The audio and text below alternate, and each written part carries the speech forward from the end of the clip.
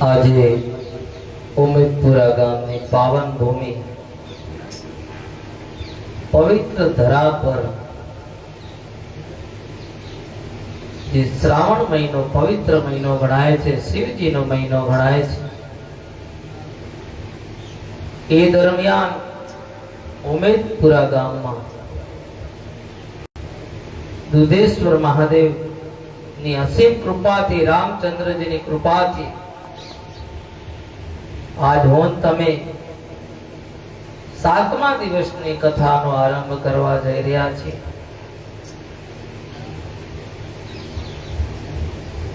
ખૂબ શ્રદ્ધા અને ભાવથી આ કથાનું શ્રવણ કરી રહ્યા છો। ભગવાન ભોળિયાનાથની બધાના ઉપર કૃપા વરસતી રહે।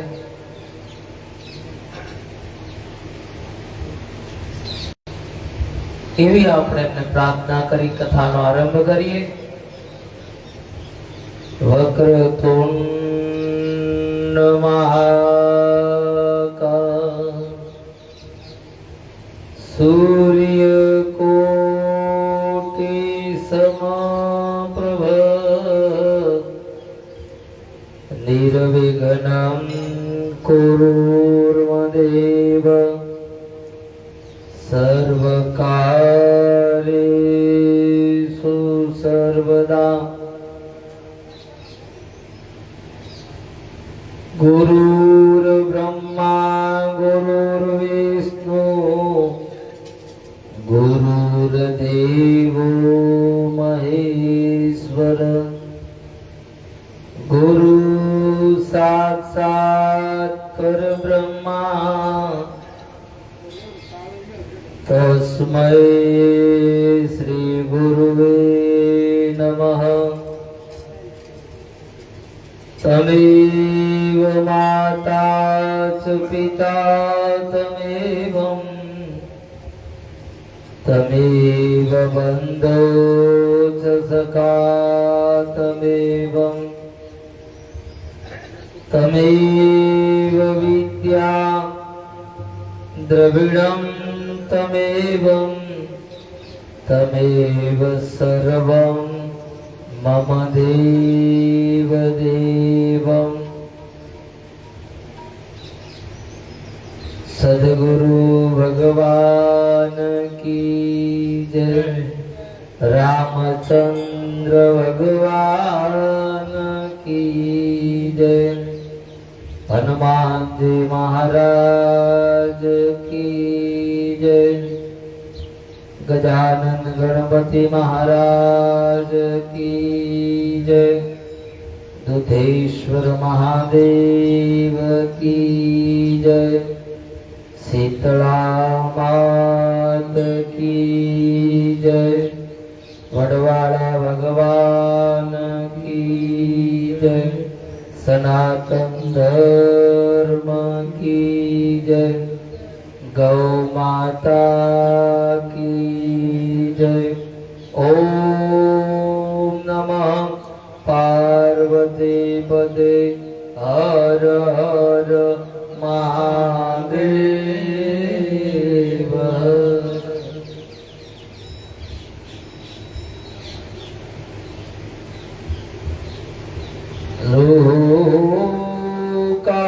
લોકાભિરામં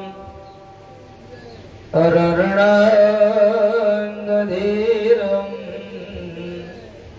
રાજીવનેત્રં રઘુવંશનાથં કારુણરૂપં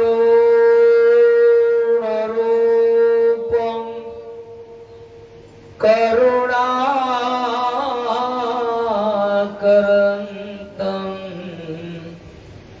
શ્રીરામચંદ્રં શરણં પ્રપદે।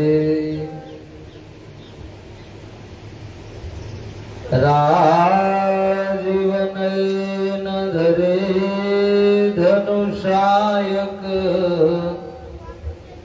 ભગત વિપતે ભંજન સુખદાયક। કુંદરેન્દુ સમદે ઉમા રમણ કરુણાયનમ જાહી દિન પર નેહો કરહુ કૃપા મર્દનમયનમ સિયારામ મેં સદા જુગ જાને કરહુ પ્રણામ જોરી જુગ પાને મંગલ ભવન અમંગલ હારે દ્રવશુ દશરથ અજીર બિહારી તાકે જુગપદ કમલ મનાવો જાશુ કૃપા નિર્મલ મતિ પાવો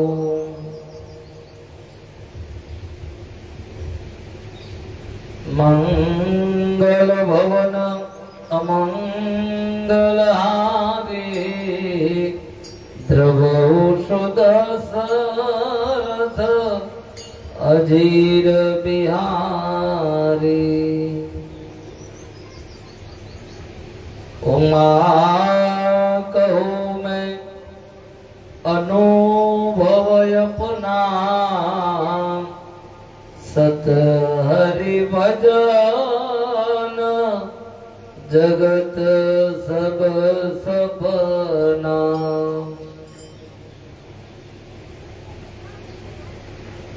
બોલીએ દુધેશ્વર મહાદેવ કી જય સદગુરુ ભગવાન કી જય હનુમાનજી મહારાજ કી જય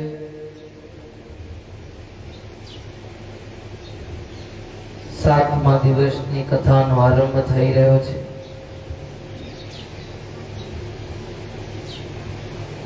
ગઈકાલે આપણે કથા સંભળાવી શિવા અને શિવ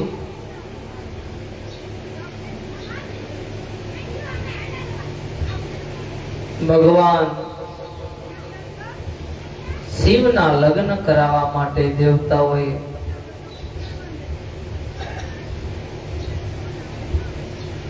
ખૂબ પરિશ્રમ કર્યો છે હિમાલયને ત્યાં માં ઉમાનો જન્મ થયો છે માં ઉમાએ જન્મ લે ત્યારે જ શિવજીના લગ્ન થાય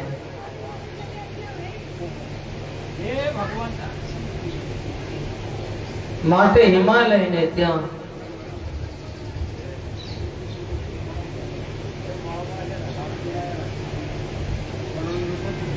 જન્મ લીધો ઉમાએ બહુ કઠિન તપશ્ચર્યા કરી ઘણી રીતે સપ્ત ઋષિઓ એમની પરીક્ષા કરી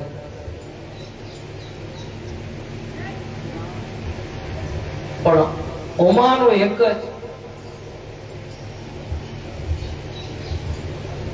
જ પતિવ્રતા જન્મ જન્માંતર સુધી પોતે શિવજીને વરી ચૂકેલા હતા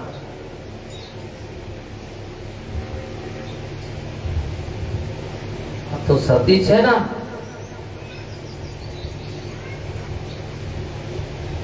અહીં યુવાન થયા છે ઉમા એમને ત્યાં લગ્નનો માગો કરવા માટે દેવતાઓ ગયા છે શિવજી મલકાયા છે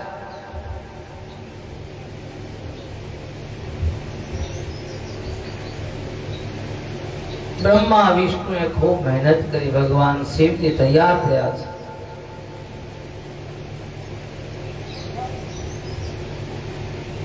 સતીને આપેલું વરદાન તો હતું જ શિવજીએ તથાસ્તુ કહી પોતે કૈલાસ તરફ પ્રસ્થાન કરી ગયા. શાંત ચિત્તે સતીનું સ્મરણ કરવા લાગ્યા.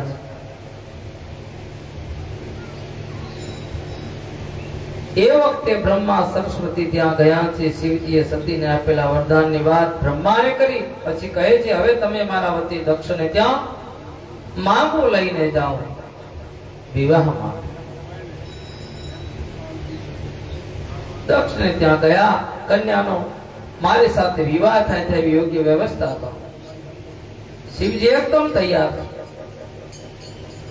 માતા પિતાને સર્વ વિગતથી માહિતગાર કર્યા. તેથી તેઓ સંતોષ પામ્યા. દક્ષ પ્રજાપતિ અને રાણી વીરણી હર્ષિત થઈને વિચારે ચડ્યા છે. હવે શિવજીને લગ્ન માટે આમંત્રવા કઈ રીતે એમને આવકારવા એ વિચાર કરે કે લાવવા કઈ રીતે. આ તો શિવજીની જાત છે ભાઈ.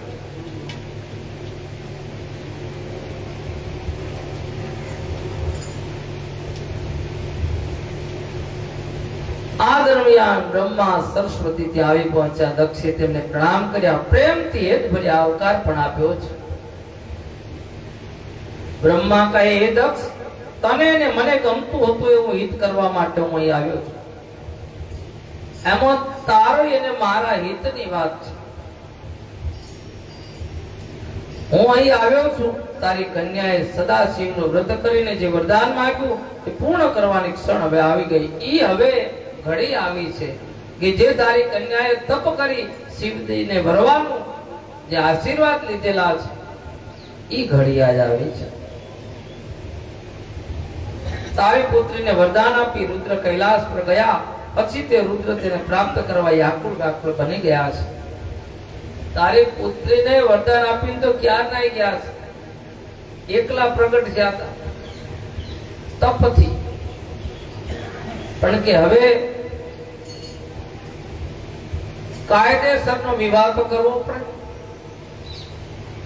સતીનું ચિંતન કર્યા કરે. માટે તો વિના વિલંબે તારી કન્યાનો વિવાહ રુદ્ર સાથે કરી ધન્યતા પામે. તું હવે ઘણો ટાઈમ ન લે, વિવાહ કર એટલે તોય ધન્ય બની જાય. બ્રહ્માજીએ વ્યક્ત કરેલી દરખાસ્ત દક્ષને ઘણો આનંદ થયો. બ્રહ્માજીને કૈલાસ મોકલ્યા. સંમતિ આપી તેઓ કૈલાસ પર જઈ શિવજીને તેડી લાવ્યા છે. બ્રહ્માને જોઈ રુદ્ર આનંદિત બન્યા છે. તેઓ કહે છે, હે દેવ બ્રહ્મા, તમે સતીનો વિયોગ ઝડપથી દૂર થાય તેવું કાર્ય કરી આવ્યા છો. તમે એમાં હવે મોડું કરો એ ઠીક નથી.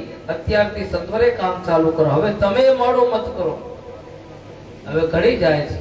બ્રહ્મા કહે, હે શિવ પ્રભુ, આ બાબતે હવે ચિંતા કરશો નહીં. તે દિશામાં ઘણું કામ કર્યું છે. દક્ષે કહ્યું કે એ સતીએ શિવની આરાધના કરી છે. તેથી તેઓને મેળવવા પામવા ઉત્સુક છીએ. યોગ્ય શુભ મુહૂર્ત જોઈ શિવને તેડી લાવો. સારું મુહૂર્ત જોઈ અને તેડી લાવો. શિવજી કહે છે, નારદજીને તેડાવો. તેઓ આવે એટલે ગણોને લઈ આવે. દક્ષને ત્યાં પહોંચીએ. બધાને બોલાવો કે એકલા આપણે થોડા જઈએ. બ્રહ્માએ સગળા દેવતા પ્રજાપતિઓને ત્યાં તેડાવ્યા છે. લક્ષ્મી દેવી સાથે વિષ્ણુ પ્રભુ પધાર્યા છે. મરીચી તેમજ અનેક મુનિઓ આવ્યા છે. શિવ ગણો પણ પધાર્યા. બધાના ચહેરા ઉપર હર્ષની લાગણી પ્રસરી લીધી. ચૈત્ર સુદ 13નો દિવસ નક્કી કર્યો. સૂર્ય પૂર્વ ફાલ્ગુની નક્ષત્રમાં હતો. એવા શુભ મુહૂર્તના ટાણે જાન રવાના થઈ છે. સદાશિવ મોજમાં હતા, આનંદમાં છે. તેઓ કોઠિયા ઉપર આરૂઢ થયા છે. નંદી ઉપર સવારી કરી છે.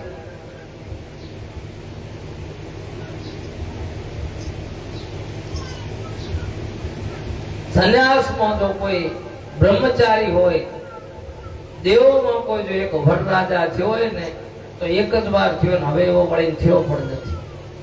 કે જેને નંદી ઉપર સવારી કરી. કેમ નંદી ઉપર? માણસ તો ઘોડા ઉપર કરે.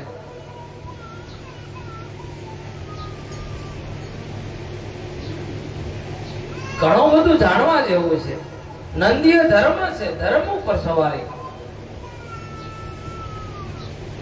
નંદી ઉપર શિવજી બિરાજમાન થયા છે. શિવ ગણો નાચતા ગાતા ત્યાં ઉત્સાહ અને ઉમંગમાં નજરે પડ્યા છે. એમને થયું કે આ દાન કરવા મળે જ ક્યારે. બધા આનંદમાં છે. અને દેવતાઓને ઘણો ટાઈમ થયો, ઘણા વર્ષ થયા તો કોઈની જાણ કરી નથી, એટલે એમને પણ આબાને જાણ કરવા મળશે.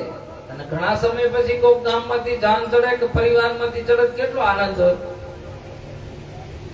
દર વર્ષે ચડતી હોય એમાં ફેર હોય, અમુક ઉપરથી વર્ષ ગયા હોય ને પછી એવું આવ્યું હોય ને વિવાહનું ટાણું, ત્યારે એવું માંગ અલગ હોય.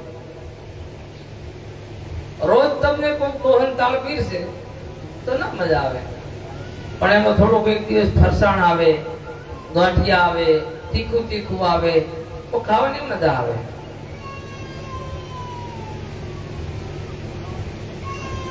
સદાશિવ આનંદમાં છે. ઘણી રીતના વાજિંત્રો વાગી રહ્યા છે. મધુરો સૂર રેલાઈ રહ્યું છે, એકદમ મધુરો સૂર રેલાઈ રહ્યો છે. શંખ વાગી રહ્યા છે. ઉત્સાહ અને ઉમંગમાં નજરે પડતા આનંદ ને ગુલાલ ઉડતા હતા. દક્ષને ઘણો આનંદ થયો. તેણે સૌનું યથાયોગ્ય સ્વાગત કર્યું, તેનો ઉત્તમ આસને બેસાડ્યા, આનંદ વ્યક્ત કર્યો છે.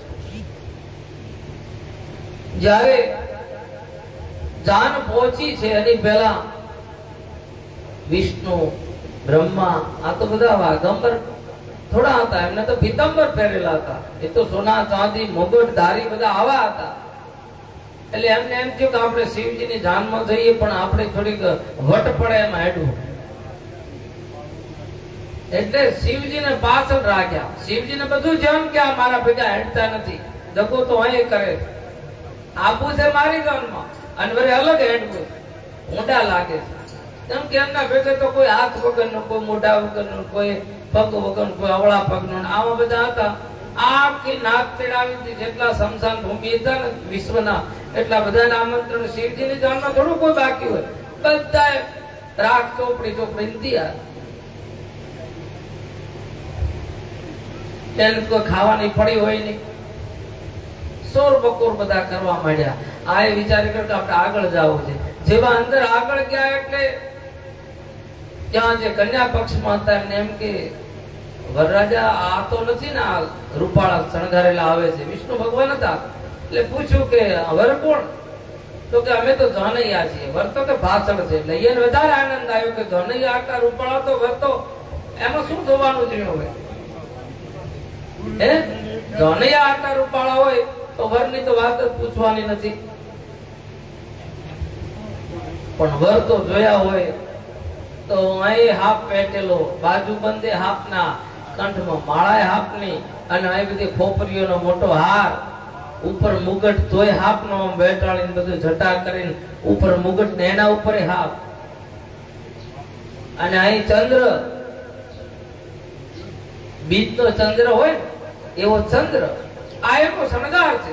પણ આપણે કલકી એ વખતથી લાગ્યો, ભગવાન શિવે ચંદ્ર લગાવ્યો, આપણે પછી આમ પાઘડીમાં કલકી લગાવે, લાઈટ લગાવે, લાઈટ વાળી. પણ એના પ્રકાશની વાત થાય જેને ચંદ્ર મસ્તક ઉપર હોય એને શું હોય? શીતળ ચંદ્ર. લગ્નની સગળી વિધિ બ્રહ્માજીએ કરી. અહીં ભૂંખવા માટે આવે છે તો શિવજીને જોયા કે આ શું? આતે કેવો વરરાજા. ઘણી રીતે એના બધા ફટાણા ગાતા હોય છે. ત્યારે મેં વિષ્ણુને સર્વ દેવતાઓ ગણોએ તથા બધા મુનિઓએ શંકરને નમસ્કાર કર્યા, તેમને સ્તુતિઓથી પ્રસન્ન કર્યા. પછી નૃત્ય અને ગીતોનો મોટો ઉત્સવ થયો. બધા આનંદ પામ્યા. આ વખતે મારો દીકરો દક્ષ કન્યાદાન કરી કૃતાર્થ થયો. શંકર અને સતી પ્રસન્ન થયા. બધું મંગલમય બન્યું છે.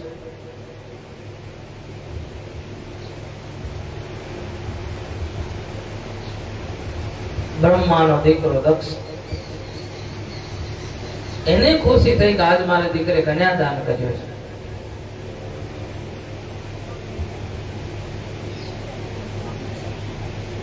દક્ષે દાનને ઉત્તમ પ્રકારની પરિણામની બક્ષી, બ્રાહ્મણોને દાન દીધું. સૌ મંગલમય પ્રસન્નથી સંતુષ્ટ થયા છે.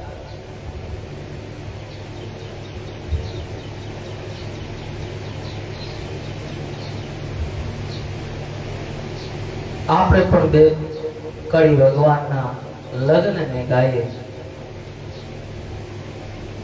હાલો હે મળે જાય હાલો ને હે મળે, હાલો હે મળે જાય હાલો ને મળે, હાલો હે મળે જય જાજે દીદાન પરણે પાર્વતી ને શંકર ભગવાન મારા ભોળા ભગવાન, મારા ભોળા ભગવાન. હાલો હે મળે જય હાલો ને મળે, હાલો હે મળે જય જાજે દીદાન પરણે પાર્વતી ને શંકર ભગવાન મારા ભોળા ભગવાન, મારા ભોળા ભગવાન.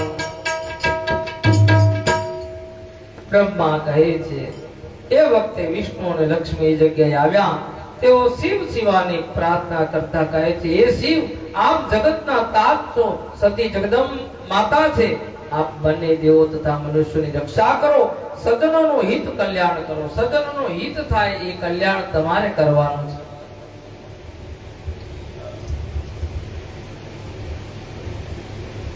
બ્રહ્મા કહે, હે નારદ, લગ્નોત્સવ વખતે અતિ વિસ્મૃતિ પ્રસંગ બન્યો હતો. આથી શંકરની માયા જાણવી મુશ્કેલ છે. આ તો શંકરની માયા જાણવી ખૂબ મુશ્કેલ છે. તેના વડે દેવો અસુરો તથા મનુષ્યો સહિત સ્થાવર જંગમ સહિત આખું જગત મોહ પામ્યું. જ્યારે શિવજીના વિવાહ થયા ત્યારે બધાને મોહ લાગ્યો. આ શું હોળિયાનાથે વિવાહ કર્યા?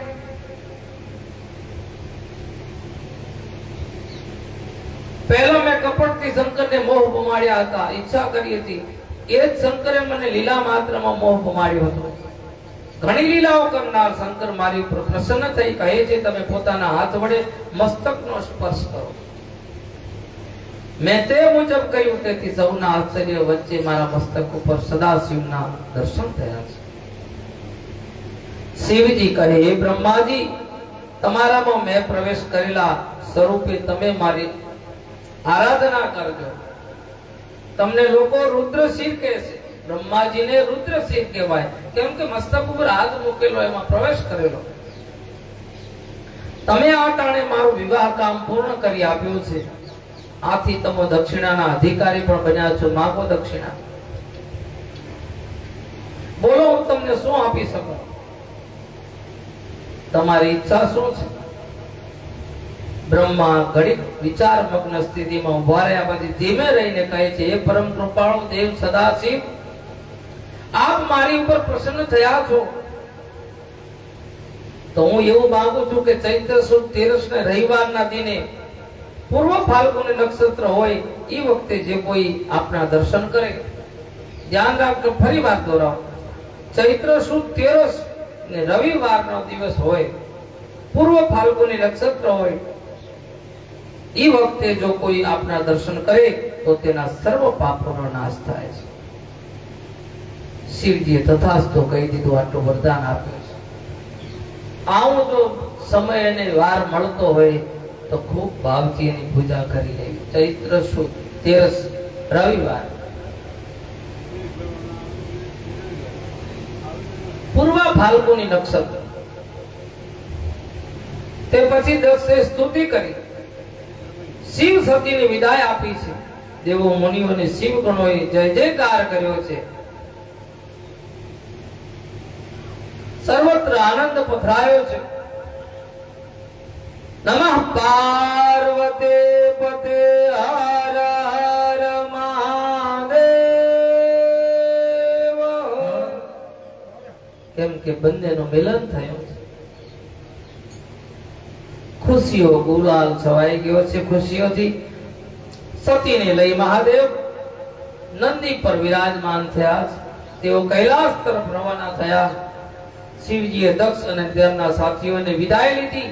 તેઓ દેવગણો સહિત કૈલાસે પહોંચ્યા. બધા દેવોનું તેમને યોગ્ય સન્માન કરી તેમને વિદાય આપી છે. હે સજ્જનો, જે મનુષ્ય લગ્ન ટાણે વૃષ પારૂઢ શિવ સતીને પૂજે ભજે છે તેનું દરેક શુભ કાર્ય બને છે. જે મનુષ્ય લગ્ન ટાણે નંદી ઉપર સવાર થયેલા પાર્વતી અને શિવની પૂજા કરે છે અને ભજે છે, તેનું દરેક શુભ કાર્ય બને છે. જેના લગ્ન હોય એ સમયે શિવ અને પાર્વતી નંદી ઉપર બેસેલા હોય એવી પ્રતિમા હોય, એની પૂજા કરે, એને યાદ કરે, તેનું કાર્ય શુભ કાર્ય બને છે. નિર્વિઘ્ને, કોઈ વિઘ્ન ના આવે. એમાં કોઈ પણ કન્યા આ શુભ આખ્યાન સાંભળશે તેને સુખ શાંતિ થશે. આ આખ્યાન કોઈ કન્યાએ સાંભળ્યું છે એનું પણ ભગવાન સારું કરશે. દરેક આખ્યાનની પાછળ કોઈનું કોઈ ફળ બેઠેલું. આ કથા પાછળ બહુ રહસ્ય છે. મહાદેવ શિવની કથા પાછળ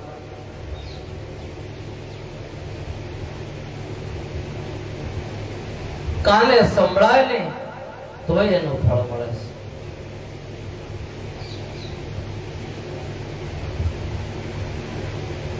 કોઈ દીકરી હોય એનું સૌભાગ્ય અખંડ રહે છે જો આ આખ્યાન વિવાહનું સાંભળે તો. ગુણોથી યુક્ત બની પુત્રવતી થાય છે. જો એને દીકરો ન હોય તો ભગવાન દીકરો આપે છે. પણ આ સમયે આ આખ્યાન અને બેસીને સાંભળ્યું હોય તો કન્યાત સુખ સૌભાગ્ય શિલાધાર ગુણાન્વિતા સાધ્વી સ્યાત પુત્રીણી પ્રીત્યાક્ષ શુભાખ્યાનમિદ શુભમ. પરસ્પરમાં ઓતપ્રોત બની શિવ સતી એક પળ મંગલમય રીતે વ્યતીત કરે છે. હવે પોતાનો ગૃહાશ્રમ ચાલે. શિવ અને પાર્વતી વિવાહ થઈ ગયા પછીની વાત છે. તેમનો ગૃહસ્થાશ્રમ આદર્શમય હતો. ક્યારેક શિવ પુષ્પો લઈને આવતા, તેનો મનોહર હાર બનાવી સતીને હાર પહેરાવતા. કોઈક ટાણે સતી દર્પણમાં મુખ દર્શન કરતા હોય તે વખતે શિવજી પાછળ આવીને ઉભા રહેતા હતા. આવા પ્રેમથી જીવન જીવી રહ્યા છે.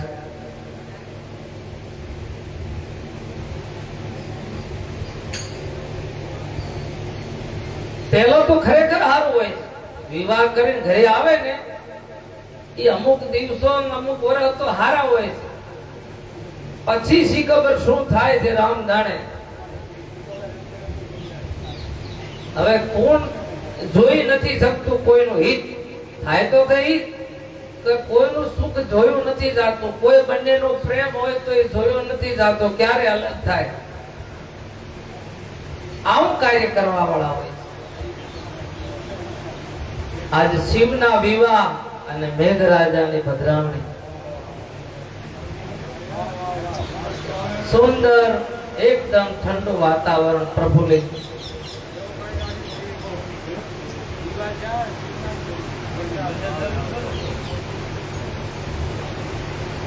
શિવજી પોતાના હાથે સતીને અલંકારો સાફ કરીને પહેરાવે. ક્ષણ ધન્યતાપૂર્ણ હતી. તમે જુઓ એકદમ ગાઢ પ્રેમ હોય છે બંને જણાનો, પતિ પત્નીનો.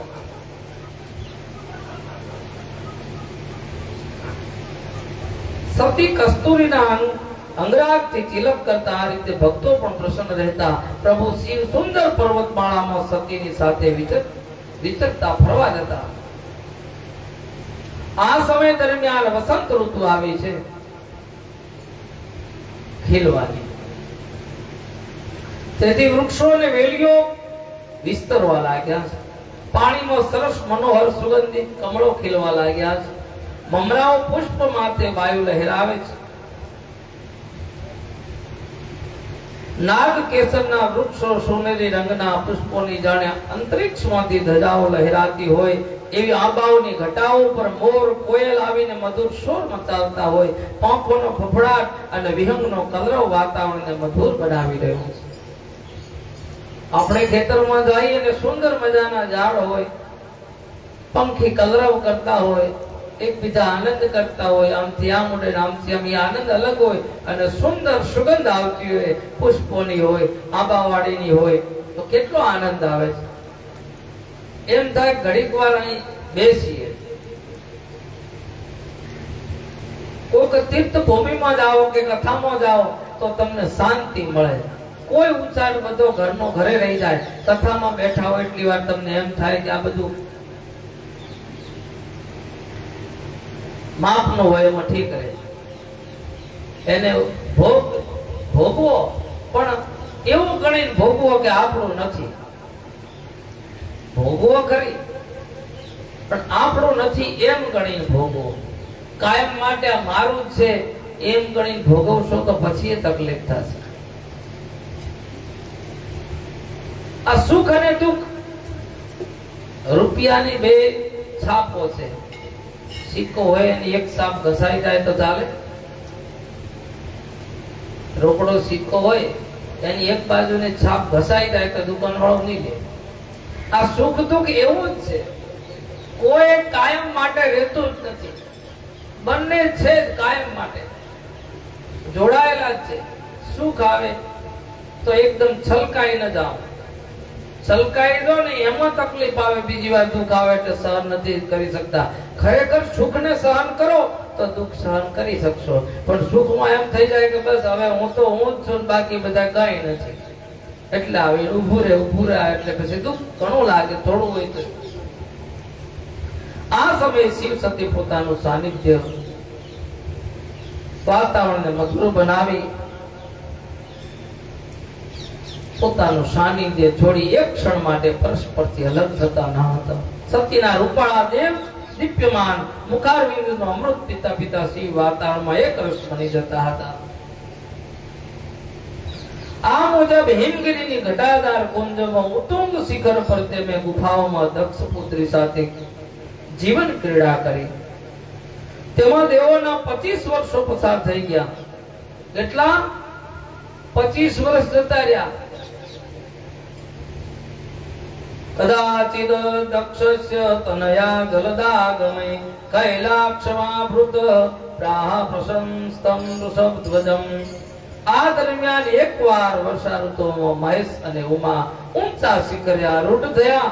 એ વખતે મેઘોએ કરાનો વરસાદ વધાવી દીધો. ઊંચા શિખર ઉપર ગયા અને કરા પડ્યા વરસાદના.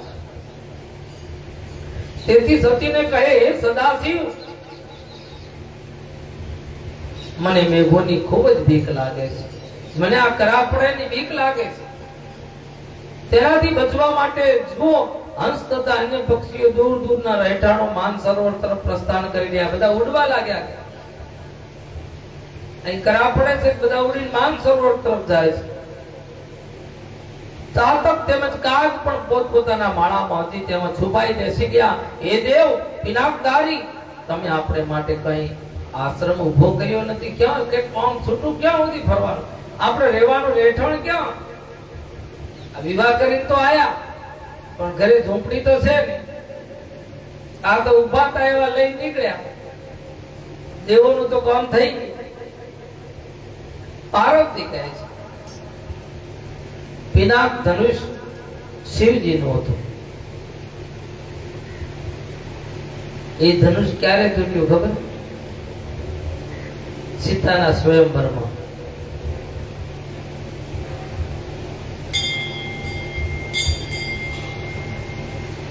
જ્યારે સીતાનો સ્વયંવર હતો, જનકને ત્યાં ધનુષ હતું. જનકને ખબર નહીં, પણ ધનુષ હાથીઓથી ખેંચી લાવ્યો હતો. પણ કે રોજ કચરો નીચેથી કોણ સાફ કરે? જનકને ખબર નહીં. હળ ખેડતા સીતાનો તો જન્મ થયો તો ધરતી પુત્રી હતી. ઋષિ મુનિઓના લોહીમાંથી જે ઘડો ભરેલો હતો રાવણને આપ્યો હતો કર્મ, ઈ હતો. એ જનકપુરની જમીનમાં દાટી દીધેલો હતો અને ઈ નીકળ્યો. એમાંથી માં સીતાનું પ્રાગટ્ય થયું હતું. ધરતી પુત્રી માં સીતા. જનક રાજાને ત્યાં નાની મોટી થાય, આંગણામાં રમે. પણ આ તો મહાન સતી હતી. ઈ ધનુષનો એક છેડો ઊંચો કરી હાથથી અને એક હાથેથી હાવણીથી નીચેથી કચરો કાઢતી હતી. જે હાથીઓથી ખેંચીને ધનુષ લાવ્યો હતો એટલું વજનદાર હતું. પણ સીતા એક છેડો હાથથી ઊંચો કરી રાખે, નીચેથી કચરો કાઢે. જનકને ખબર પડી કે કઈ આ દીકરી જેવી તેવી નથી, આના માટે કઈ એના લાયક એને પતિ ગોતવો પડશે. એટલા માટે સ્વયંવર રચ્યો હતો. જેવી દીકરી હોય એવો પોતાનો પતિ હોય ને. સ્વયંવર એટલા માટે રચ્યો હતો. અને એ સમયે કુળના ગુરુ એમને જનકપુર લઈ ગયા હતા. એક યજ્ઞ પૂરો કરાયો, બીજો યજ્ઞ કરો, એમ કરતા કરતા ત્રીજો યજ્ઞ ગુરુજીએ કીધું કે ચાલો જનકપુરમાં એક યજ્ઞ ચાલી રહ્યો છે, સ્વયંવર યજ્ઞ, એને પણ આપણે પૂરો કરવાનો. જોવા માટે લઈ ગયા હતા. જોવા માટે ગયા ત્યાર તો જનકપુરની દીકરીઓ રામ અને લક્ષ્મણ તરફ જોવા માંડી કે છે શું આ.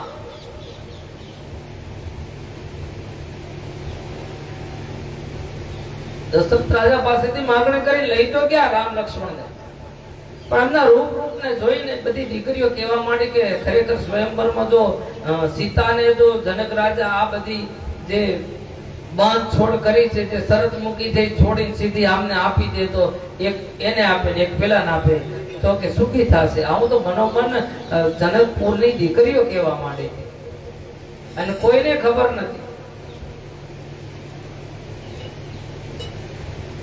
ઈ સમયે જે હાથીથી ખેંચેલું ધનુષ્ય હતું અને સીતાજી આટલા કોમળ રામને જોયા તો કે આ ધનુષ થોડું પોતે ઊંચું કરી કે છે.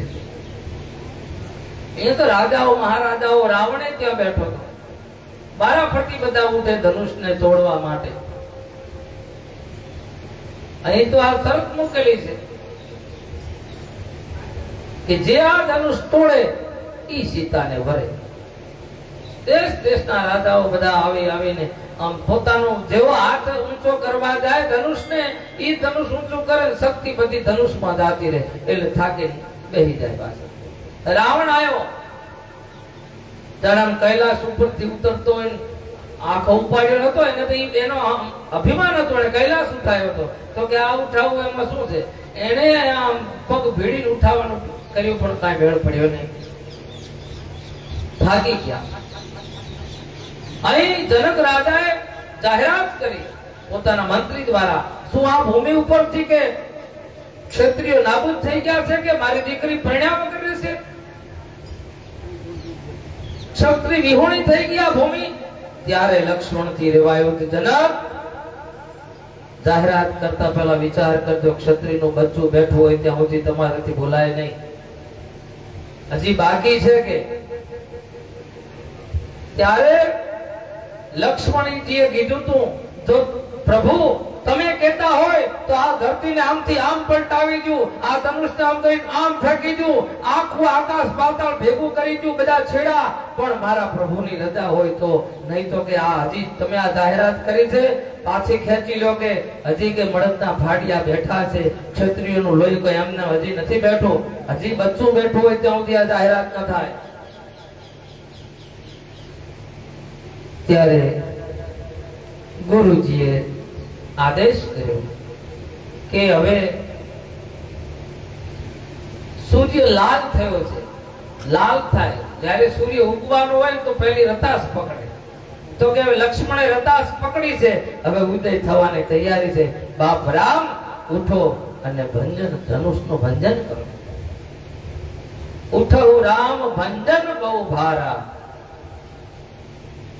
રામજી ઉઠી અને ધીરે ધીરે એકદમ નિર્મળ, કોઈ ચહેરા ઉપર કોઈ ગર્વ નથી, અહંકાર નથી, કશું પણ નથી.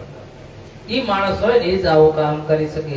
ધીમે રહીને એક છેડો આમ કરીને આમ હાથ તો સામે જ કર્યો હતો અને ધનુષ ઉપડી, એના 3 કટકા થયા, આકાશ પાતાળ બધું હલી ગયું હતું, પણ ઈ કાબુમાં લક્ષ્મણે રાખ્યું હતું. કેમ કે શેષનાગનો અવતાર લક્ષ્મણ હતો, એને પૃથ્વીને ડગવા નથી દીધી, નહીં તો બધું રસાતાળ થઈ જત, એવા કડાકા થયા હતા. અને આ બાજુ પરશુરામને ખબર પડી કે આ ભડાકો થયો કે. ખૂબ લાંબી પહોળી કથા છે, પણ આપણે શિવ પુરાણમાં જઈએ. સતી મેઘરાજાની કે મને ખૂબ ડર લાગે છે, ખરા પડે છે, કંઈક કરો. આ બધા પક્ષીઓ તો માળામાં જતા રહ્યા, આપણા માટે આપણે શું કર્યું? સ્મિત ફરકાવતા મહેશ કહે છે, હે પ્રિય સુંદરી, તમારી ખુશી અને પ્રસન્નતા માટે તમે જે સ્થળ પસંદ કરો ત્યાં આપણે ગતિ કરીએ. તમને કઈ ભૂમિ ગમે છે એ ભૂમિ ઉપર આપણે કંઈક બનાવીએ. એવું સ્થળ જ્યાં મેઘો ફરક છે નહીં. વર્ષા ઋતુમાં હિમાલયના મધ્યપ્રદેશ, સુધી જ મેઘો આવી શકે છે. કૈલાસ પર્વતની તળેટીથી ઉપર આવતા નથી કે મધ્યપ્રદેશ સુધી રહે છે, ઉપર નથી આવી શકતા. સુમેરુ પર્વત ઉપર તે ચડી શકતા નથી. આ પર્વતો પૈકી તમે પસંદ કરો તો આપણે પહોંચી શકીએ. એક કૈલાસ, એક સુમેરુ પર્વત, આટલા સુધી નથી આવી શકતા. ઊંચા ગગનને સ્પર્શતા હિમાચ્છાદિત હિમાલયના શિખરો તમારું હર્ષભેર સ્વાગત કરશે. સિદ્ધોની અનેક સ્ત્રીઓ તમારું સ્વાગત કરશે. નાગ સુંદરી પહાડી કન્યાઓ અને કિન્નર કન્યાઓ તમને નિરંતર મદદ કરશે. પર્વતરાજ હિમાલયની પત્ની મેના તમને પ્રસન્ન કરવા ઉત્સુક રહેશે. હિમાલય ઉપર કાયમ વસંત ઋતુ રહેશે. ત્યાં જવા તમે રાજી છો, ઉત્સુક છો સુંદરી? તમે ત્યાં જવા રાજી હોય તો કહો. ઊંચા મોક્ષ સુમેરુ પર્વત ઉપર વસે છે વંદનીય દેવો, તપસ્વી મુનિઓ, સિદ્ધ યોગીઓ, દિવ્ય સાધુઓ અને સંતો. તે જગ્યાએ અવનવા પક્ષીઓ ચહક રહે છે. અવનવા મૃગો હળી કાઢતા જોવા મળશે. તમને આનંદ આવશે એવા પક્ષી છે, એવા હરણ છે. એકદમ રમણીય સ્થળ છે. મૃગલાઓના ટોળા ગતિ કરતા હોય ત્યારે વાતાવરણ મધુર લાગે છે. એકદમ આમ ઠમુક ઠમુક ઠમુક ઠમુક થતા હરણ દોડતા હોય તો કેટલો જોવાનો આનંદ આવે, મધુર લાગશે. સ્ફટિક સુવર્ણ અને રજતના ત્યાં કિલ્લાઓ પણ છે. અહીંયા તો કે હીરા માણેક નીકળે છે. જોઈને મનમાં સંતોષ જન્મે છે. ઈ જગ્યાએ માન સરોવર જેવા સુંદર રમણીય સરોવર પણ દર્શનીય બને છે. ઈ સરોવરમાં સોનેરી કમળો હસતા નજરે પડે છે. નૃત્ય કરતા વૃક્ષો, ઝૂમતી ઘટાદાર ઝાડીઓ ઝૂકીને વંદન કરતા. આમ વાડીઓ ખરી પણ આમ ફળ આવે એટલે હાવ જમીને ઝૂકી જાય છે. એવા બધા રમણીય વાતાવરણ છે. હે સુંદરી, તમે સુમેરુ પર્વત પર વાસ કરવા ઈચ્છો છો? ઊંચો કૈલાસ પર્વત ગંગાના પવિત્ર મંગળ જળ પ્રવાહથી ગુંજરાવ કરે છે. તેના જળથી અભિષેકથી ઈ પર્વતને ખુશખુશાલી પ્રાપ્ત થાય છે. ત્યાંનું વાતાવરણ મને આનંદિત સભર બનાવી દે છે.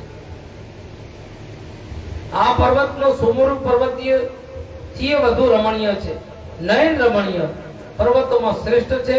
તમે કહો અને પસંદ કરો તેવા સ્થળે આપણે પ્રસ્થાન કરીએ.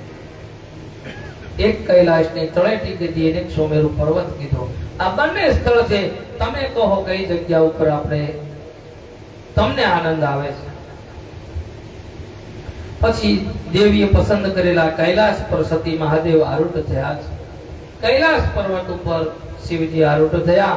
ત્યાં જઈ એમને એમનું ઘર બનાવ્યું. મજાનું મનોહર ઘર. તેમની વચ્ચેનો પ્રેમનો પ્રવાહ હવે ભક્તિમય નાદ સાથે ગુંજી ઉઠ્યો છે. સુખ શાંતિ અને આનંદથી દિવસો પસાર થવા લાગ્યા છે. હે પ્રભુ, દેવાધિદેવ આપ ભક્તિ ભાવ, શ્રદ્ધા ભાવ, એકાગ્રતા પૂર્ણ ધ્યાનથી મારા પતિદેવ થયા છો. તેથી હું સંતુષ્ટ છું, ખુશ છું, ઉમંગથી છું. મારું મન તેથી નિવૃત્ત પામ્યું. તેથી સંસારીને પરમ આનંદ, ખુશી પ્રાપ્ત થાય, ફરીથી મોહ નહીં થાય. એ પરત તત્વનો બોધ આપવા કૃપા કરો. પહેલા મને ઘણો બધો મોહ થતો, પણ હવે ફરીથી ક્યારેય મોહ ન થાય એવી મારા ઉપર કૃપા કરો. શિવજીએ સતીને તત્વ બોધ આપ્યો. કયો આપ્યો છે?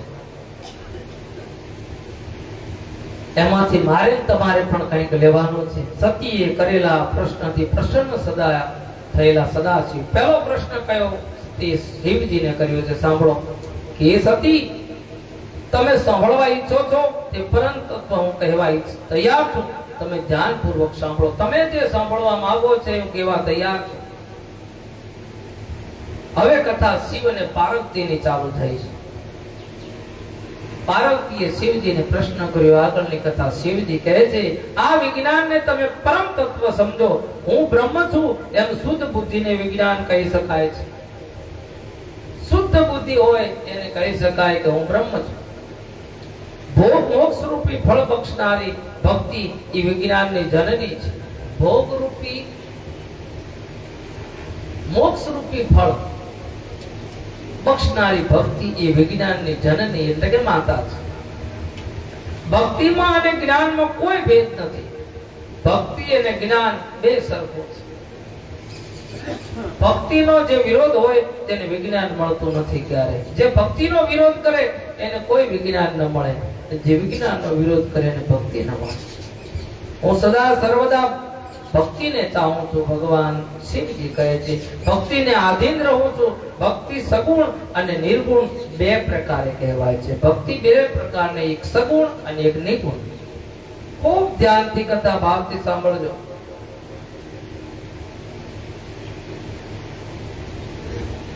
બંને પ્રકારની ભક્તિ નૈષ્ઠિકી તેમજ અનૈષ્ઠિકી એવા બે ભેદવાળી છે. તે પૈકીની નૈષ્ઠિકી 6 પ્રકારની ગણાય અને અનૈષ્ઠિકી 1 પ્રકારની છે. શ્રવણ મારું કીર્તન, શ્રવણ કરવું, મારું કીર્તન કરવું, મારું સ્મરણ કરવું. શ્રવણ કરવું એટલે સાંભળવું, સ્મરણ કરવું એટલે મનમાં બોલે રાખવું. બાજુવાળાને ખબર ન હોય, શિવ શિવ બોલે રાખવું, જપવું. મારું કીર્તન એટલે ગાઈ શકાય. મારું સ્મરણ કરવાનું, મારું સેવન કરવાનું. કોઈ પણ વસ્તુ લેતા કરતા એને યાદ કરવા, દાસપણું રાખવું. અહંકાર ના આવવો જોઈએ. દાસપણું. બધાય ભગવાનના દાસ છે, કોઈ મોટું નથી. કથામાં બધાય ભગવાનના દાસ છે. મારું પૂજન, મારું વંદન, મારી મિત્રતા અને મને સમર્પણ આ 9 ભક્તોની ભક્તિના અંગ છે. આ ભક્તિના અંગ છે ભક્તિ કરવાના. પહેલું શું કીધું? શ્રવણ એટલે સાંભળવું. આ તમે બધા પહેલી ભક્તિમાં તો તમે બધા જ બેઠા છો. અત્યારે 9 પ્રકારની ભક્તિ છે, એના અંગો છે. સબરીને ભગવાન રામે 9 ભક્તિ આપી. શ્રવણ ભક્તિ પહેલું, પછી કીર્તનમ, શ્રવણમ કીર્તનમ. શ્રવણ કરવું એટલે સાંભળવું. મારું કીર્તન કરવું એટલે ગાવું. મારું સ્મરણ કરવું મનોમન. મારું સેવન કરવું. ભગવાનનું નામ લઈને જ કોઈ વસ્તુ મારો દાસપણું રહેવું. કોઈ દિવસ ગુસ્સો ક્રોધ કઈ નહીં. બધા કઈ સાંભળી લેવાનો, આનંદમાં રહેવાનો. અને જે માણસ આનંદમાં હશે ને એને કોઈ દિવસ તમે દુખી નહીં જુઓ. એને દુઃખ હશે તો એના મન ઉપર શું કામ લે? એ દુઃખ પણ એને જ આપ્યું છે ને કેમ બીજે કોઈ આપ્યું? આનંદથી ભોગવો. તમે કોઈના આગળ ગાવણા ગાવો એમાં કોઈ દુઃખ ઓછું થાય નહીં. હસતા મોઢે પણ ભોગવી લેવું, તોય ભોગવવું પડશે. અને કોકની આગળ રોદણા રોશો ને તોય ભોગવવું પડશે. રોદણા રહેવાથી એક વધે કે ઈ બીજાને કે એટલે ઈ રાજી થાય, ત્રીજાને કે એટલે ઈ રાજી થાય. કેવું જ નહીં. કઈ તકલીફ હોય તો, અને એવું હોય વધારે તો સંત મહાત્મા આગળ જાય અને એના આગળ તમે વાત કરો તો તમારું દુઃખ હળવું થાય. સંસારી શું દુઃખ હળવું કરવાનો? હું કોકના આગળ મારું દુઃખ ગાવા જાઉં, મારા આગળ એના 4 બીજા ગાય તો શું કરવાનું? કોઈ ફેર ન પડે. મારું પૂજન કરવાનું, મારું વંદન, મારી મિત્રતા, મને સમર્પણ, આ 9 પ્રકારના અંગો છે. એ 9 અંગોના લક્ષણો તમને કહું છું. એ વિશે એકાગ્ર બની સાંભળો. 9 વિસ્તારથી કહું છું. બધા શાંતિથી સાંભળજો. જે શિવજી પાર્વતીને કહી રહ્યા છે. એ સતી મારી કથા શ્રદ્ધા ભાવ અને એકાગ્રતાથી કરી શકાય છે. મારી કથા શ્રદ્ધા ભાવ અને એકાગ્રતા એક જગ્યાએ એકાગ્ર શાંત ચિત્તે એક જ ચિત્તે બેહીને સાંભળે, કર્મોને હૃદયમાં ધારણ કરી કથા શ્રવણ કરી શકાય છે. મારા કર્મોને હૃદયમાં ધારણ કરવા, જે મેં કર્મ કર્યા છે, પ્રથમ તો તમારે દેહ વડે સાંભળવી પડે. પ્રથમ તો તમારે એથી સાંભળવી પડે. દેહ વડે સાંભળે એટલે તે શ્રવણ કર્યું કહેવાય, સાંભળ્યું કહેવાય. પછી મારા કર્મોને હૃદયમાં ધારણ કરે તેનું ઊંચેથી ઉચ્ચારણ કરો, તેને કીર્તન કહેવાય. જોર જોરથી બોલો હોય મંદિરમાં આવી ઓમ નમઃ શિવાય, ઓમ નમઃ શિવાય. કોણ તમને બંધ કરવા વાળું છે કે તમે હળવું બોલો અમારે તકલીફ થાય છે? કે ભક્તિ કરતા કોઈ શરમ આવે છે. તાળી પાડતા નામ લેતા કોક કિસે ભગત થઈ ગયા ભારે હવે જોયા તો શું ફેર પડે? ભલે કેતા કે તો કેવા દેવ કોઈના કીધે